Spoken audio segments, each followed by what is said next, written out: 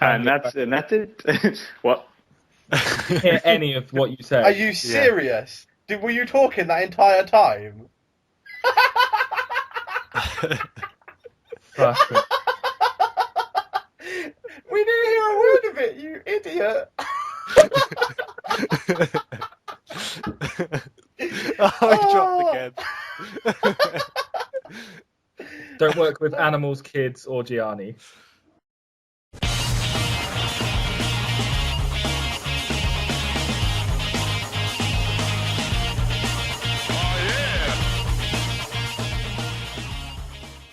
What's up, everybody? Welcome to a particularly sunny version of the GSC podcast. I'm your host, Ben. Today I'm joined by Johnny. Hello. Jamie C. Hello, all. And Gianni Spagnoli, who is very rudely cooking whilst we're doing the podcast. Hello. Bastard. I'm hungry. What? You make me sick. Start as we always do with what we've been playing. And I'll start with Johnny. What have you been playing this week, man? The Soul Sacrifice demo came out on Vita, so I've been playing that. Oh, as you would know, because you joined me. sorry. That was me creaming over that game again. Yeah, it's really good. Because we're huge Monster Hunter fans, aren't we? So we've been playing that a lot. You know, the old Freedom Unite and stuff. But Finally, the Vita has a killer app, man. Yeah, it's really impressive. Tell it to me then, guys. Well, we showed you Trottom, didn't we? On your Wii U. Yep. It's basically Monster Hunter, but instead of like swords and hammers and shit, it's all magic and your sorcerers, and it's based around the fact that you have to sacrifice sort of parts of yourself to do bigger spells. So if you get a lot of damage on you, you can sort of sacrifice all of your skin, which is basically you half your defense. It's like a huge fiery spell, and you have to like sacrifice monsters to sort of level up, or sacrifice or save. So that's how they do that. You don't actually get armor or weapons. You only get spells. You get new spells after you do each mission. And, It's good, man. Power up those spells as well. Think of it like this. By sacrificing and saving, that's how you level up. It levels up a different path, depending on which you do. By saving, it like levels up, I don't know what they call it, but it makes your arm blue, and it increases your defense and your health. But if you sacrifice them, it increases your attack, and your arm starts going red, man, and your combined level is your actual level. And I think we're both max level on the demo already, right? I'm very close to it, I think. I think you are 20, I'm not. But yeah, the demo's got online play. Once you've done the 5 chapters, the 5 missions, you can play online. So me and Ben will be playing that a bit later, probably. And this is on the Vita. Yeah, it's only on Vita. Yeah, and since you've got the recording option, I guess look for some footage of that on the channel coming soon, right? Yeah, exactly. I seen this something dodgy is going on with the memory card at the moment. Sometimes it cuts off. But Okay. I seen the format of the memory card. I was reading online. So yeah, I should be able to do that tonight. All right, well, hopefully there'll be some footage coming soon then. Yeah, definitely very soon, if not today. So.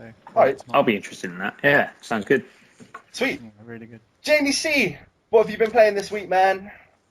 I have. I've finally been taking advantage of the Wii U's online features, and with Virtual Console launching this week, they've had their celebratory games, and this week they've given us Kirby's Adventure. So that's the 1993 NES game.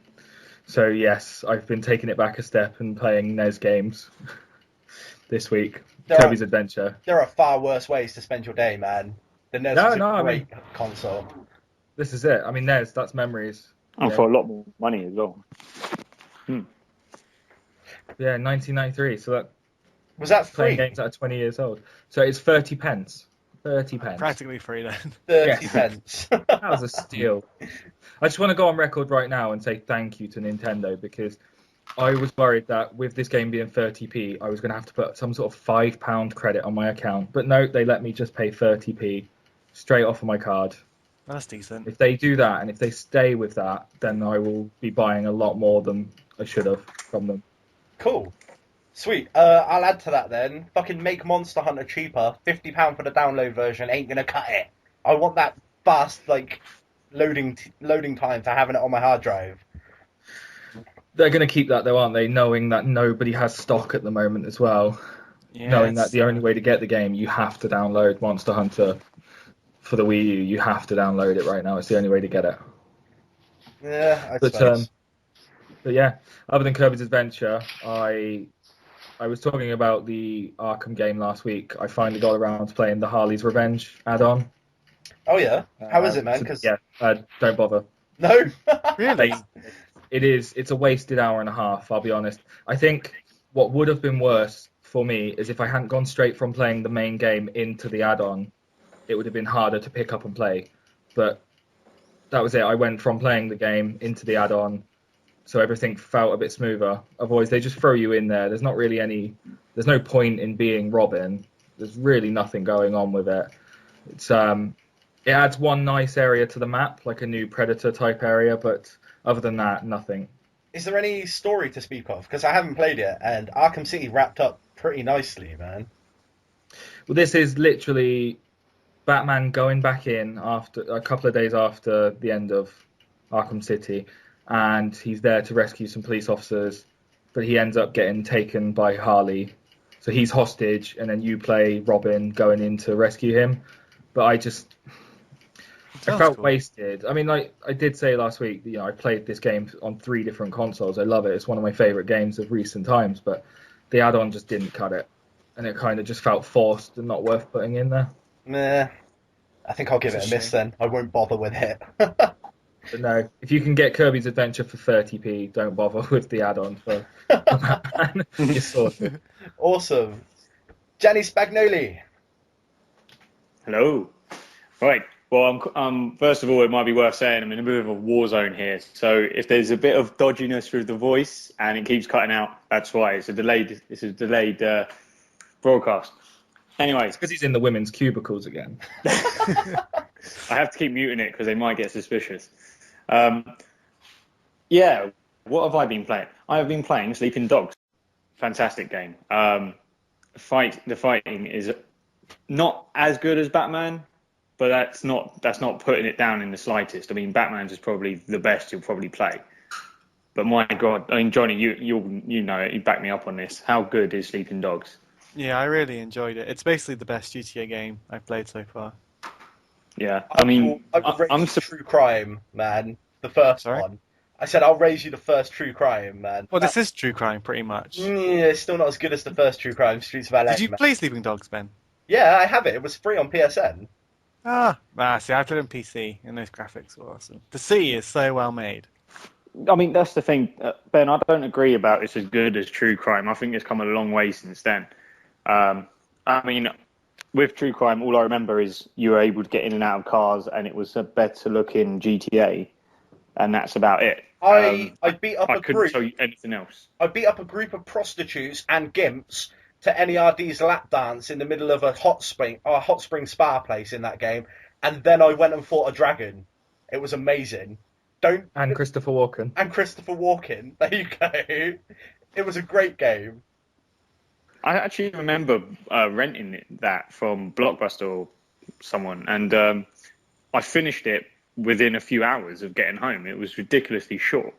Well, And you probably did the short path. There's like 3 paths through that game, man. I know I did 2 paths, because the first day I had it, I finished it really quickly, and then I did the second path, and I was like, well, I can't be asked for the third one, and I took it back. Did you see any of the magic? No, but hang on, this isn't about True Crime anyway, this is about Sleeping Dogs. Sorry, I derailed you, man, but it was worth it. It was too long ago anyway, but trust me, play Sleeping Dogs again and you'll understand. And if you play GTA 4 beforehand, you'll actually realise how much better it is. And I'll even go so far to say it's better than Saints Row 3, because I didn't really get into it too much. I thought it was a bit too crazy. I completely agree. Lacked a bit of direction, Saints Row 3, but this actually, you have a reason, and the story is actually quite compelling. Yeah, I really enjoyed it as well. Yeah. Awesome. Anything else? That's about it, really, for what I've been playing. Okay, sweet. Well, we'll move into our first segment then, which is Nintendo's year of John Leguizamo. You might remember him from such films as Land of the Dead and Gamer. Yeah, he's been stuck in the background for a while, but Nintendo's finally given him his shining spotlight. Oh wait, This shit, is no, the no, year of wait, bizarre. wait. I think Luigi, Luigi. sorry, Yeah, I Luigi. think Yeah, Luigi.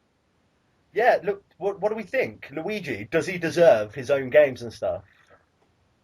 This is the 30-year anniversary of them accidentally painting Mario green, and it stuck out really well. I mean, you come around our house, you're going to get told Luigi's a better character, always. Why? I have to. Just because he's slimmer, you sizist bastards. That's what it is. We don't like you.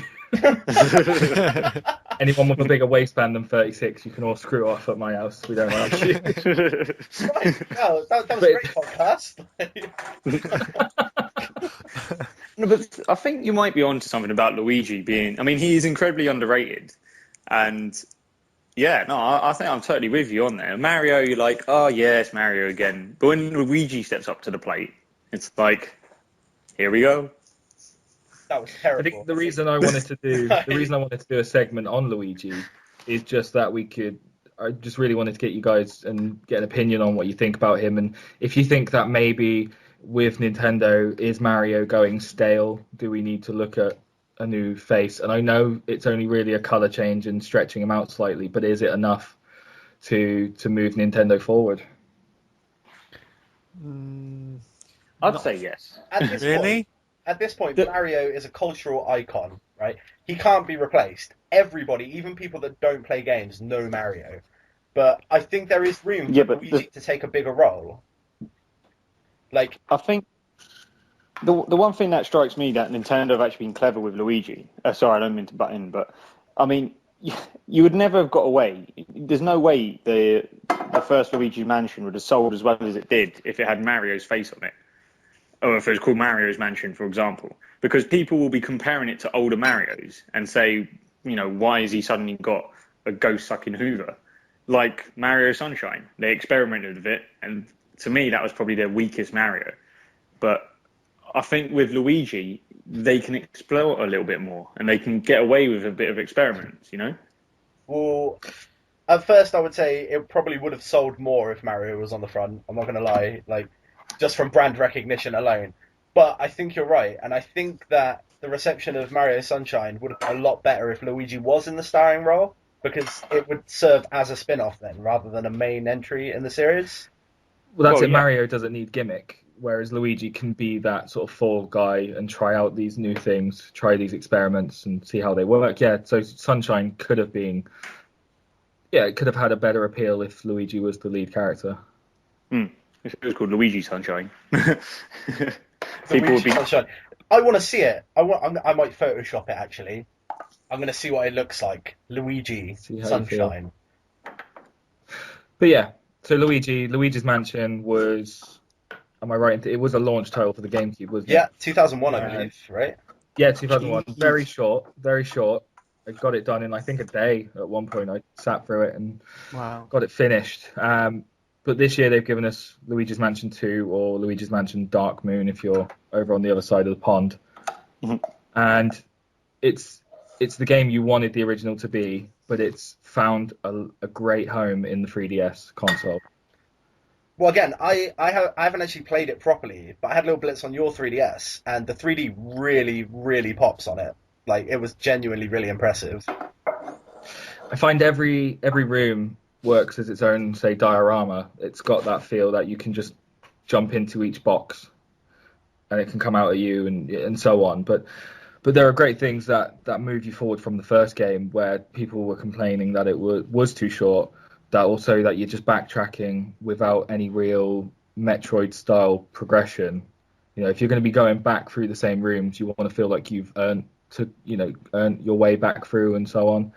But with this one, it's broken down nicely. It gives you good sit-down periods. You can finish a level in 10 minutes. If you want to search for everything, you get it done in about half an hour. Then you've got the ability to put it down and know you've completed something and feel some success from that. There's multiple mansions, right?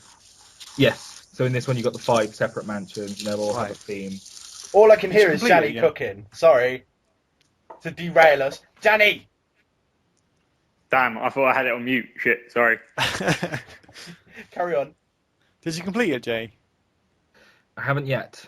It's one that I kept meaning to. I mean, people always think of a Vita or a 3DS as being their travel console, but I tried it on the train the other day and I just wanted to throw up. So that's back to the drawing board for me. Wow. Sitting on my sofa with the 3DS.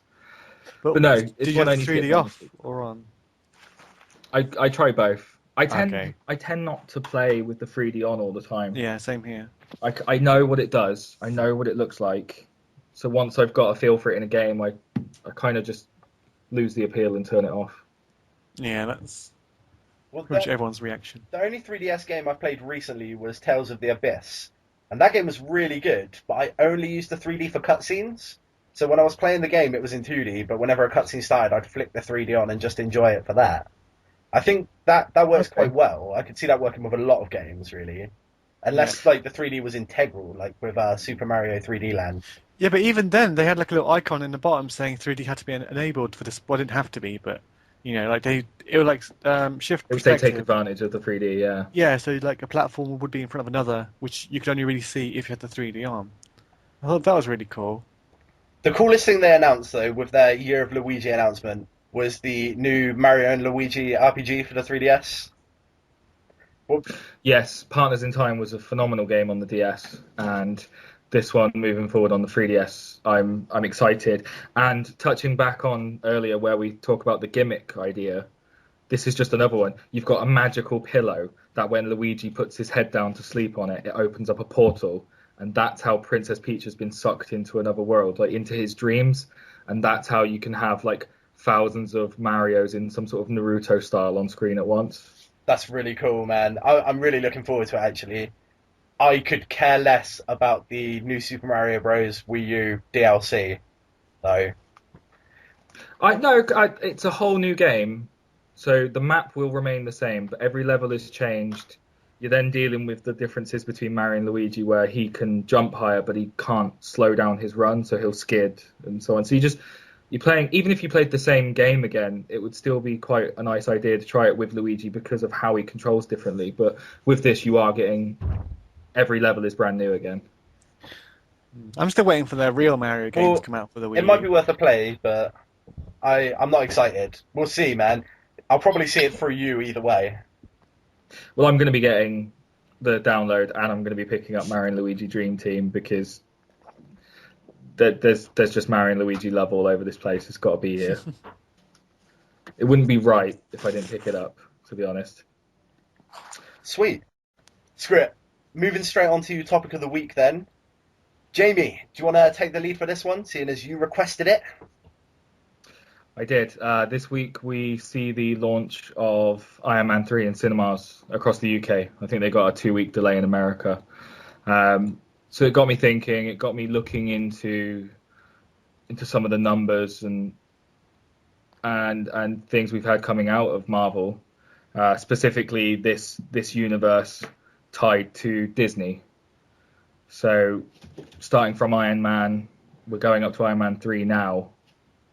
Just wanted to see where the hype was, see where the excitement is now, because a lot of people are saying that after the Avengers, it's kind of died off now. Is there any point in an Iron Man 3? But I mean, are you guys going into this one as excited as you would have been for, say, Iron Man 2 or the Avengers? All right, I'll come straight out. I'm more excited about Phase 2 than I was for Phase 1, man. I loved Phase 1, don't get me wrong, but the trailers for Iron Man 3 instantly got me super hyped, and the Thor 2 Dark World trailer came out today and got me even more hyped, and the concept art for Guardians of the Galaxy got me even more hyped. I can't wait, really. It's my favourite property in film right now. Like, Really? this universe that they've created is... I love it. I love it so much. I love it so much that I hate Amazing Spider-Man just because it isn't set in the same universe, despite how good it is.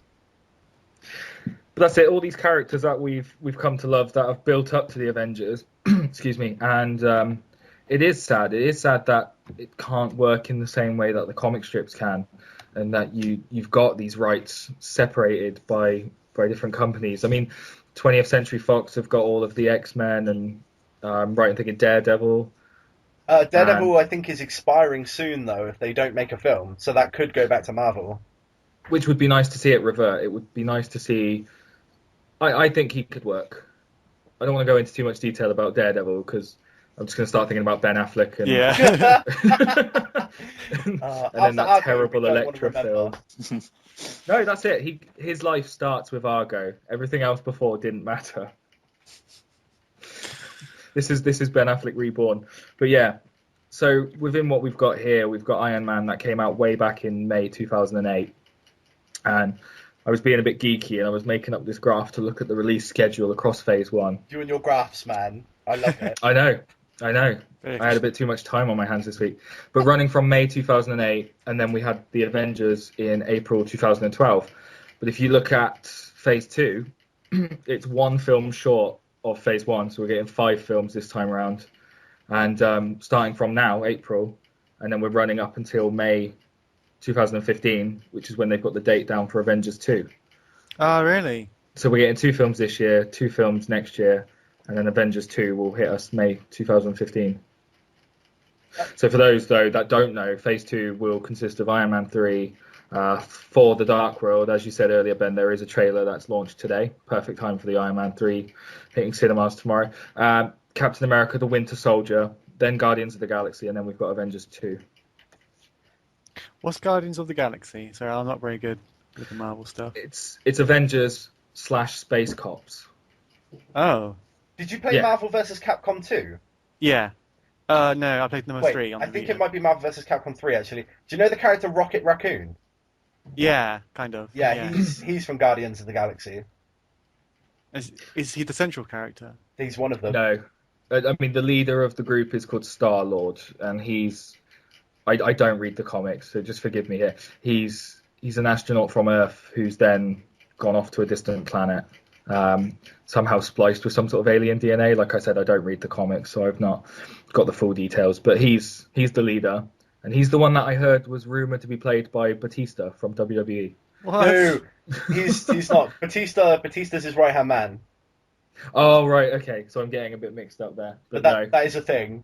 I can't. But are we looking at Batista being in this film? He is in that film. He is. He's on the cast list. And was it like Scorpion King 2 that he was in? I think so. Oh, dear. Oh. That's fine. Okay. It's fine. That's interesting. I'll probably go see it anyway. There are some... I mean, I did a little bit of research into the Guardians of the Galaxy once it was announced because I wanted to obviously get some understanding of what was going on. But I think we can talk about spoilers from the end of the Avengers or Avengers Assemble now. All right. Well, at the risk of fucking it up for someone who hasn't seen the Avengers, we are going to talk spoilers about Avengers now. I'll put like a time code for when it's finished in the description. So go ahead, Jamie. Yeah, so everything in Phase 1 led up to the Avengers. We had all that build up across the first 5 films. And then in the credit sequence for the Avengers, we had that small little glimpse and a little cheeky grin from what people thought was Hellboy. But yeah, well done. Thanos. So Thanos appears at the end of the Avengers film. And that's what we're looking at building up Phase 2. And it makes even more sense now that I've done my research on Guardians of the Galaxy because you've got characters that connect to Thanos. So you've got Gamora, who's in the Guardians. She's a survivor of her race, and she was adopted by Thanos. And he tried to teach her in his ways to become a killer and so on, but then she turns off and goes to be one of these Guardians. And then you've got another character, Drax, whose family were murdered by Thanos. So it's going to come together. I like the way that they're expanding out into the cosmic sense. Like, you can tell that Thanos is going to be the big bad of Avengers 2. But, like, even in the Thor Dark World trailer, they're talking about, what came before and stuff. Oh, there was darkness before. And all these cosmic entities have obviously been around since then. So they're already starting to build up. But that's if you look at the trailer, if you dissect the trailer for Thor today, then, yeah, you're right. They talk about, they say what would have come before this world that we know. People think nothing, but there was darkness. So there's a lot going on here. This will be the one that starts to go beyond just earthly realms again. And it's set in London again. Well, not again. I saw some of our little police cars in the trailer.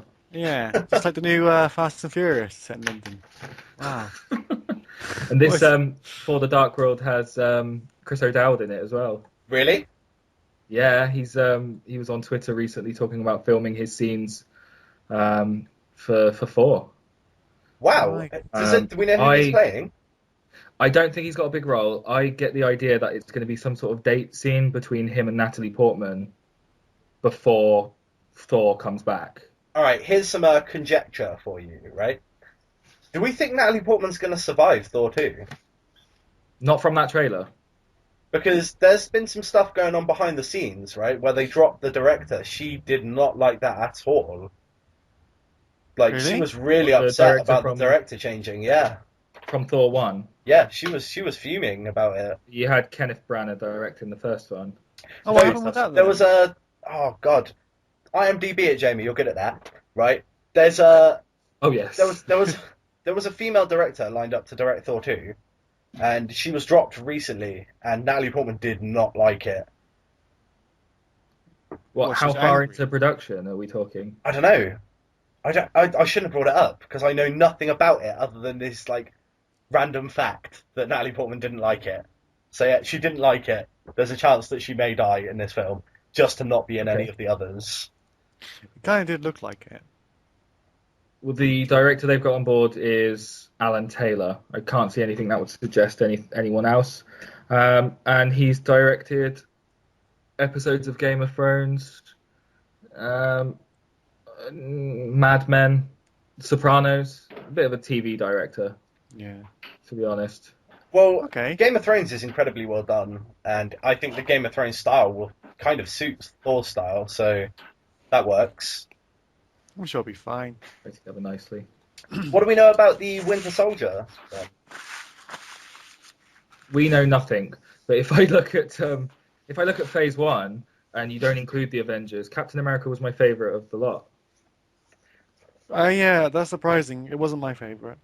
A lot of people came out of the cinema very disappointed with Captain America, and I couldn't understand. I was very impressed, very, very impressed.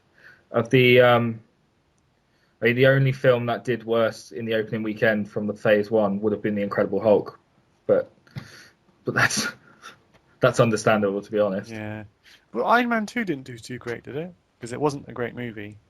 I don't think that was I don't think it mattered really, because no matter what people thought about it, it was going to do better than the first, because everybody that saw the first and enjoyed it was going to go and see it, and it was going to get new crowds as well. So, Well, I didn't see the first one in cinemas, and a lot of people wouldn't have. Because Yeah, I they didn't. Just thought, what is this? And I thought, you take away Robert Downey Jr. from Iron Man, it wasn't even that great of a film.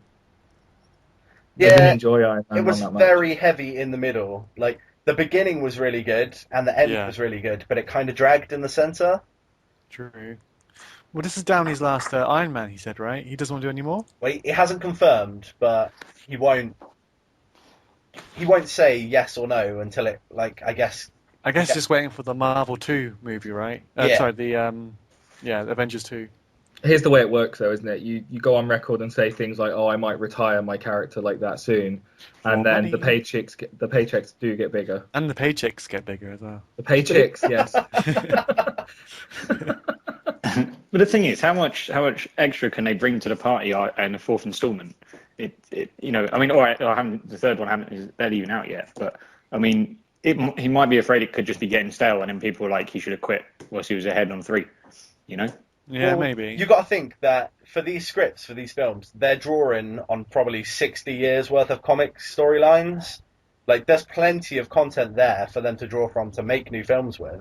Which They is can still what, get tired what in movies. I guess people may get tired with the formats and stuff, but then they could change the storyline up and go with a different feel, Like, Well, it can work the other way as well, though, can't it?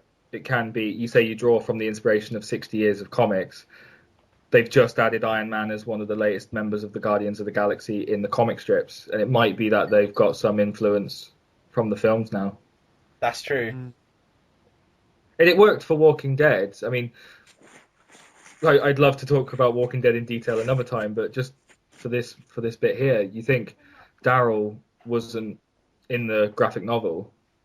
He was in the TV series, and he was one of the most loved characters. He is one of the most loved characters, and now they're looking at bring him into the graphic novel. I think that was confirmed actually that he is going to be added to the graphic novel, which is awesome. Which is nice to see it work both ways. Yeah, that is a cool thing to happen. Okay, well, let's talk Ant-Man then, because that's the one that we're going to be getting last, right? It's not part of Phase 2. Oh, It's the very first film from Phase 3, and it's going to be hitting screens November 2015 if it all goes ahead. The most exciting thing about this is that you've got Edgar Wright attached to direct and Joe Cornish attached to write this film. Joe Cornish. Joe Cornish. Oh Yes. my god, I'm gonna watch it just. So that's sold there already. Yeah. Marvel or not. Joe Marvel or not. Cornish, who recently directed his first film, Attack the Block, which is really good, and of Adam and Joe fame, who have an amazingly funny podcast and used to have an amazingly funny TV show that you can probably still find online. Then maybe you shouldn't be living here. Just get that clip in there. I Gianni, just want to thank them for bringing that to my attention. But continue. Gianni, Hello.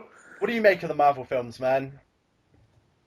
Again, I've seen a few of them. Avengers was on the other day, but I wasn't really watching it, so I'm probably not the best person to ask again about films. I need to be in a good mood to watch film, and I will happily sit down and sesh them.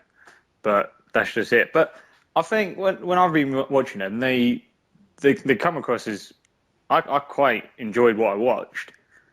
But yeah, I don't know. Like when you guys were talking about Iron Man earlier, I didn't think it was that bad of a film. But then again, you could be right. It may well be that Robert Downey Jr. just takes it, steals the show. Well, Yeah, because he he just made that plays film, the didn't character fantastically. Yeah. Robert Downey Jr. is Tony Stark, man. Yeah, Like- pretty much. That role was basically made for Robert Downey Jr. I can't see anyone else playing him. Well, that's the thing. I don't know if you guys. There's one a few times I actually listened to the radio the other day, and one of the presenters actually interviewed him, and the way he was talking. I mean, it was a car crash of the interview, but the point was the way he was talking. You just pictured him as Tony Stark replying. Like it's basically him. Just a hot shot, and all right, he's got his suit, but it's just basically him with the suit. They managed to. If they've written it that way or the way he's portrayed it, I don't know, but Yeah, it's fantastic. He's a You cool know, guy, I think- man. I hope he doesn't leave, but if he does, I hope they just kill off Tony Stark. Yeah, well, because Stanley made Tony Stark. He basically wanted to make a superhero who nobody liked, but sort of forced to like, because he's like a playboy billionaire, like smart ass. So everyone should be jealous of him, and he's really smirky, but I people think still like him because he is just I think that's why he's so likable, man. He's like Yeah. the asshole you love to hate. yeah, Like- exactly. Is it not that they've just taken Batman and just made him a bit more cool, and made him less dark? No. A little bit like, yeah, what of it, bitch? I'm the Iron Man. I don't need to hide behind some mask. So what's going to happen with DC then? Because aren't DC going to do their own Avengers? I don't know what it's called. Well, Justice League. right? Justice League is just back on the back burner again. It's not working. The last I heard is that Guillermo del Toro is going to be doing his Dark Justice League, which will be led by Constantine. But there's nothing out there. There's nothing Alright. out there outside of the Marvel universe for me at the moment. It's a shame, really, because DC do have some great superheroes and stuff, and quite cool to see them all together. But So they're I gonna don't. Sorry. I was going to say because they're going to reboot Batman, right? Again, is that still going on? But maybe in time for this Justice League if it ever happens. Mm. But I can't. I could go on for hours about how much I really don't like any DC superhero other than the idea and premise of Batman. Yeah, Batman and Joker, but even they feel like Marvel characters to me. Like they just seem more Marvel because DC. What else do they have? Really, they have Well, there's Superman, but that's I- never worked out. I That's hate never that. worked out. I'm not the biggest fan of DC, but I'm gonna go ahead and defend them here. Their catalog of characters is just as extensive as Marvel's, man. Like you got everyone in the Justice League is as famous, if not more famous, than their Marvel counterparts. I'd say, especially within comic circles, which are going to be obviously one of the main viewership bases for these films. Doesn't work. We'll see. I can't see it coming together the way Disney have made this click, though. All right. And one day Disney will get their hands back on some of the other names in the Marvel universe, and it will just expand, and it will be better, and it will just keep growing, and it will be one of these things that just swallows cinema. Yeah, it's a shame Spider-Man can't be added. Yeah, so would've- if you're, can you fucking give them up now, please? Yeah. It's such a shame, man. I Because still think it would be cool. The Amazing Spider-Man was a good film. It was a good film. I enjoyed it. Crane And, Dad was the worst bit, but Oh my god, Crane Dads. Crane Dad. Oh. Andrew Garfield is a great Peter Parker. He puts Tobey Maguire to shame as Peter Parker. But I just can't get into those films because they're not part of the Marvel Cinematic Universe. I know he's not going to show up in one of the other films, so why should I care? Ugh. It's because I'm too invested in Marvel Cinematic Universe, man. They did it so well. Yeah, hats off to them. And speaking of Sony, let's talk about their Ratchet and Clank teaser trailer for the Ratchet and Clank movie. Johnny, you're the one who told me about this. Elaborate, mate. Basically, they just showed like a little teaser trailer. It's on YouTube right now. Just Ratchet and Clank. What's the green superhero guy called? You know, the big musty man. Captain Quark. Yeah, it's mostly him just like messing around. It's Joe Swanson from Family Guy. Yeah. So, but yeah, it's coming out in 2015 though. Yes, So- well, it's only been announced today. It's only been Yeah. announced today, and the teaser was the way of announcing it. So I guess they've not even started on it really, but it's basically gonna be like a Pixar movie, right?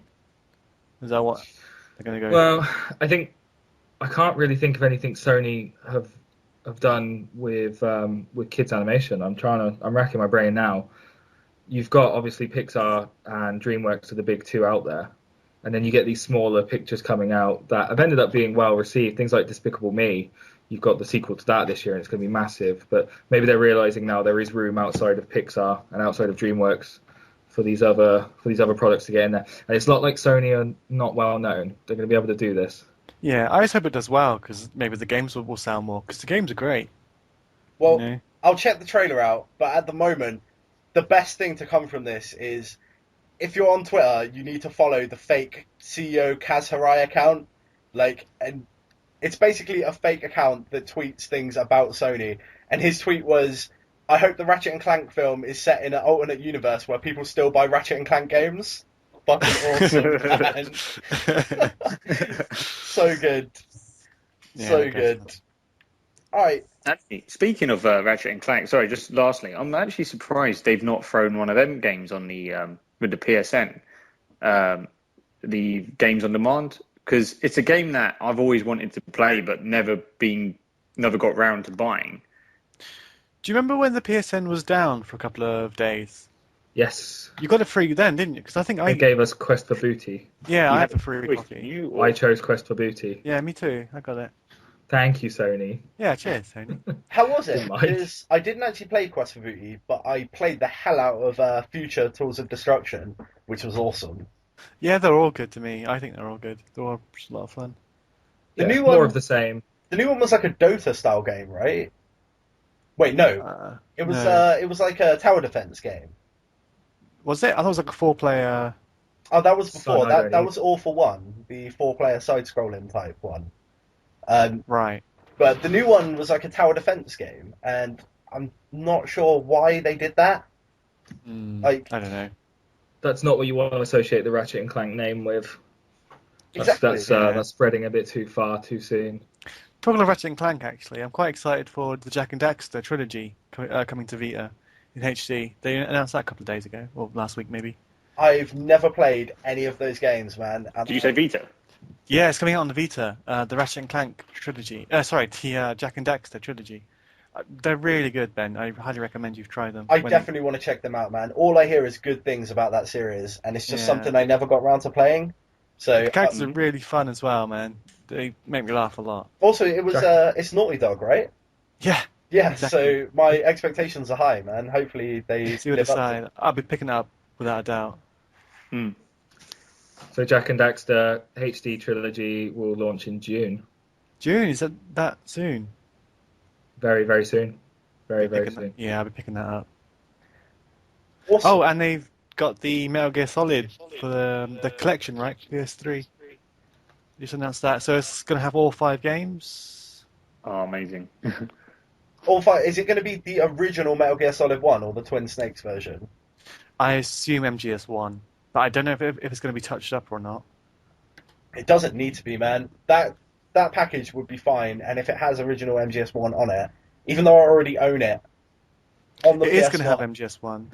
It is going to have MGS1. then but it's a buy for it's me. cool. You talking about Metal Gear Solid there? Yeah. Have you guys played this Metal Gear Rising Revengeance?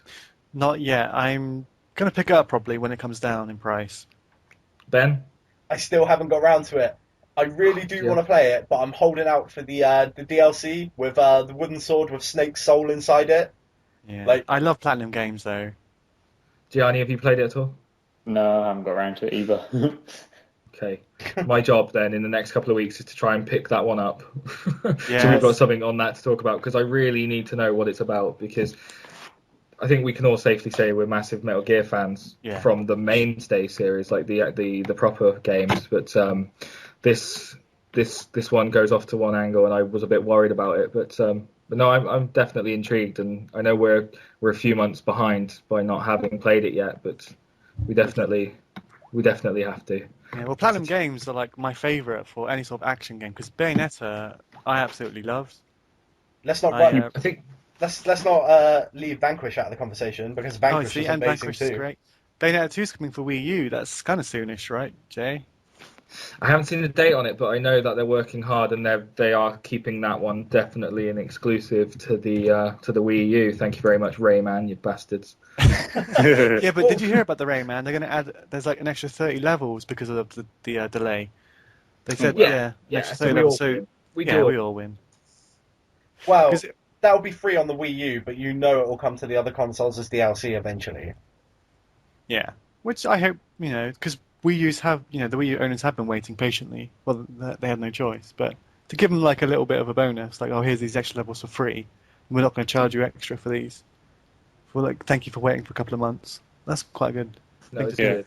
I remember Bayonetta launching and it took us all by storm. I think nobody expected anything from that game, and then for Edge to give it 10 out of 10 or top marks, and that's almost unheard of in Edge. I made the mistake of playing Bayonetta first, and then Darkstalkers. Is that it? No, Darksiders? Darksiders. Yeah, I made a mistake of playing Bayonetta first, and then going on to Darksiders, and that combat just felt so sluggish. Half the speed of Bayonetta. I could not play it. You guys were really enjoying it, but because I had the speed and the reaction times of Bayonetta combat, I just couldn't get into it at all. I don't really see the comparison, man, because I went into Darksiders 1 thinking this is Zelda, basically, Yeah. and I enjoyed it as if it was a Zelda game. I didn't even compare it to Bayonetta whilst I was playing it. It wasn't very I polished, was agree. it? I found.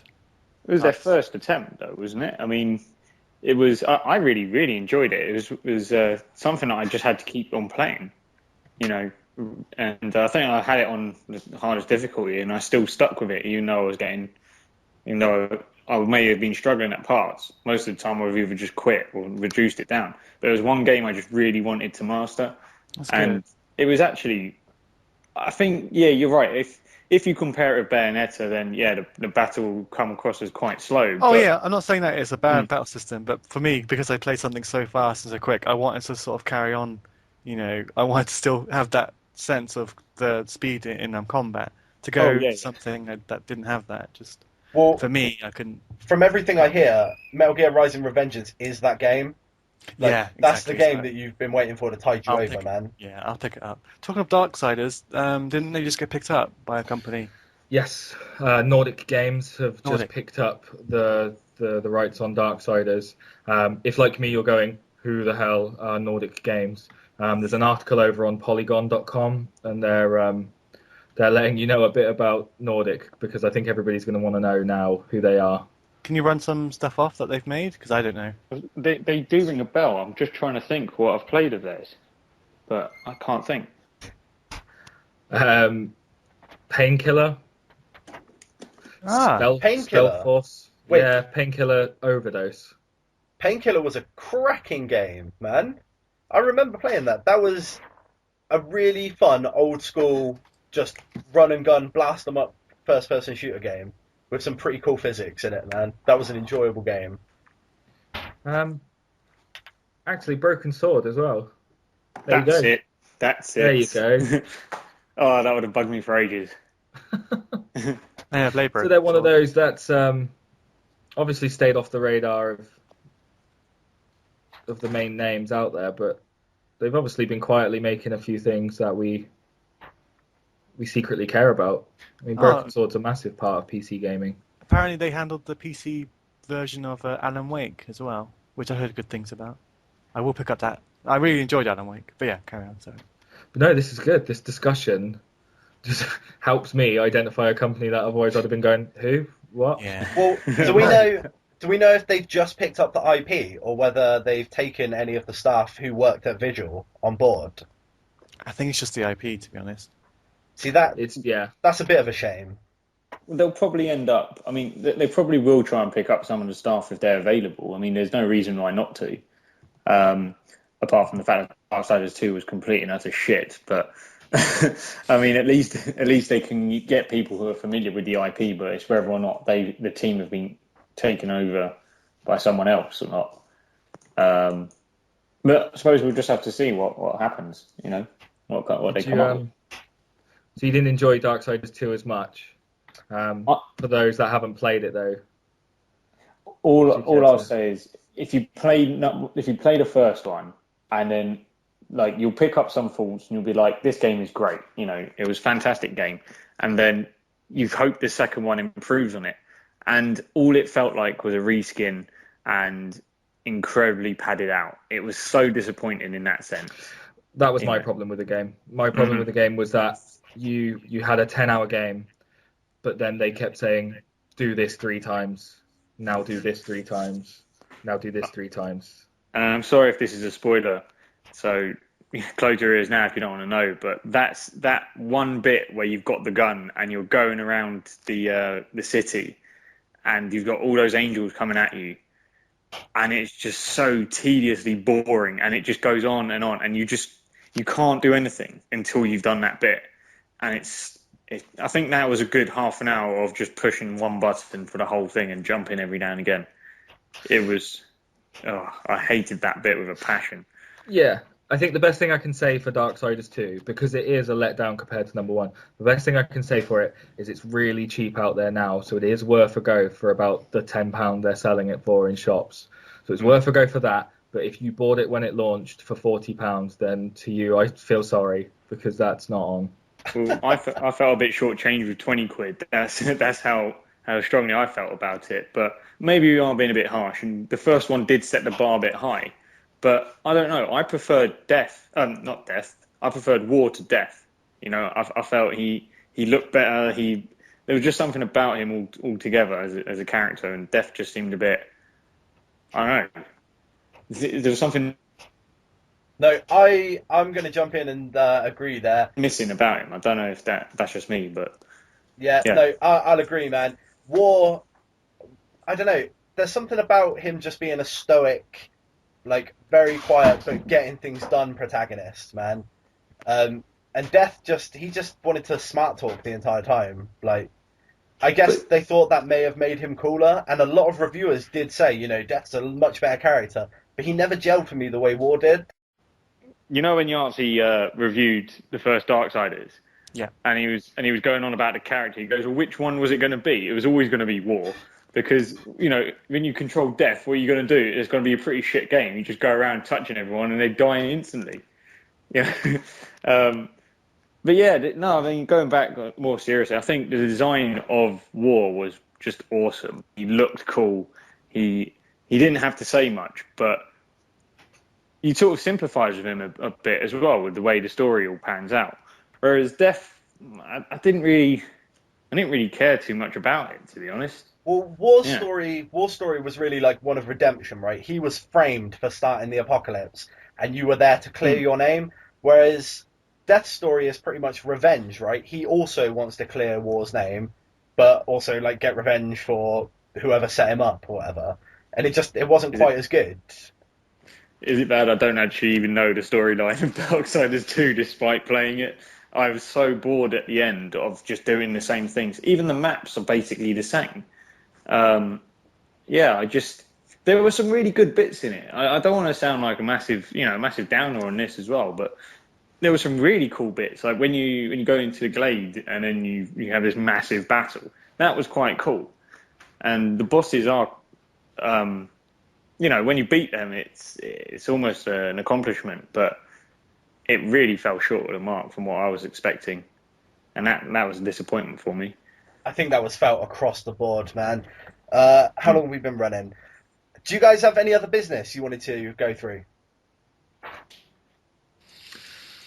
Well, if I don't hear Gianni's ideas come out, then I'm not going to be able to sleep well tonight. Oh yeah, Gianni. Oh god, here we go. Right. Steel.